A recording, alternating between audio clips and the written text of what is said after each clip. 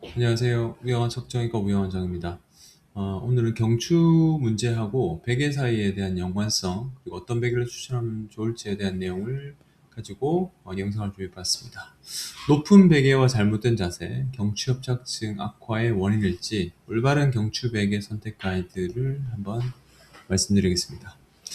자고 일어났는데 손발이 막 저린 분들 있죠. 활동을 좀 하다 보면 괜찮아지는데 밤사이에 어떤 문제가 신경이 눌렸든지 문제가 생겨서 자다가 깨시거나 자고 일어났을 때 바로 극심한 저림감을 호소한 분들이 있는데, 이런 경우는 경추협착증 진단 및 잘못된 수면 자세로 인한 그런 증상을 볼 수 있습니다. 그래서 경추 질환과 수면 관계에 대한 연관성에 대해서 한번 알아봐 드리도록 하겠습니다.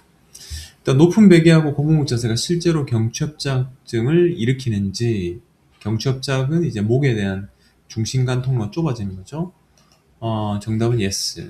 높은 베개하고 잘못된 자세는 경추관 내 신경 압박을 지속시켜서 협착증 증상을 유발 및 악화시킵니다. 그래서 이 경추협착증은 목 뒤 뼈 뒤쪽의 신경 통로인 척추관이 퇴행성 변화나 구조적인 문제로 좁아져서 신경을 누르는 질환인데, 이 베개가 높을 경우는 목이 이렇게 뒤로 꺾이죠. 앞으로 숙이죠. 그러면 이제 그 수면 시간 내내 C자, 우리가 전만이 돼야 되는데 이렇게 C타입이 되는데 일자보다 이제 거북목 쪽으로 가니까 인대를 과도하게 긴장시키고 디스크 압력도 상승시켜서 척추관이 더더욱 좁아지게 됩니다. 그리고 거북목의 일자목, 낮 동안 스마트폰이나 모니터를 숙여서 보는 자세는 정상적인 C자 만곡을 무너뜨리니까, 이것이 장기적으로 시행된다면 경추 관절과 홍색 인대가 두꺼워져가지고 신경 압박이 진행될 수밖에 없습니다. 그럼 경추협착증 환자에게 적합한 경추 베개 선택 및 측정 기준은 무엇인가요? 천장을 보고 누울 때는 목에 이제 그 옆으로 누울 때보다는 이 어깨 높이만큼 있지 않기 때문에 살짝 한 6에서 8cm 정도 공간만 있으면 되고, 시선 자체가 천장을 향하고 목이 이제 자연스러운 C자를 유지해야 됩니다. 하지만 옆으로 누운 자세, 물론 이제 회전근개 쪽 문제 있는 경우 옆으로 누운 자세는 안 좋긴 한데요. 어깨 높이 반영해가지고 목뼈와 등뼈가 일직선이 이루도록 한 10에서 15cm 정도 높이가 돼야 됩니다. 중앙은 조금 낮으면서 측면이 높은, 그러니까 머리가 툭 들어가는 거죠. 이게 짱구베개 같이. 디자인은 이제 정면 수면과 측면 수면을 모두 지원하는 형태가 유리하고요.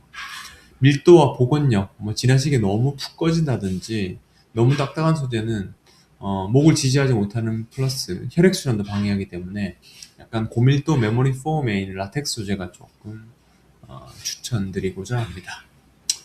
베개를 교체했다. 근데 이래도 이제 목이 아프고 저림이 계속된다. 어떻게 해야 될까요?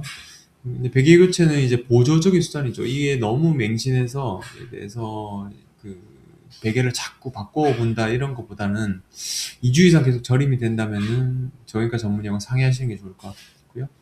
협착증이 진행이 되었거나 신경 압박이 이미 심한 상태에서는 개선만으로 한계가 있죠. 손가락 저림, 팔통증, 세밀한 손작업 등 비술적 치료를 해야 증상이 좋아질 수 있습니다.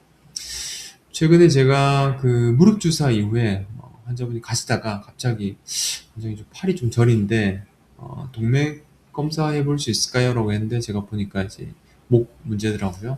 찍었더니 제 예상외로 후종인대고라증도 엄청 심하고 추간공도 다 막혀 있으셔가지고 그냥 바로 주사하고 설명드리고 워닝을 좀 해드렸죠.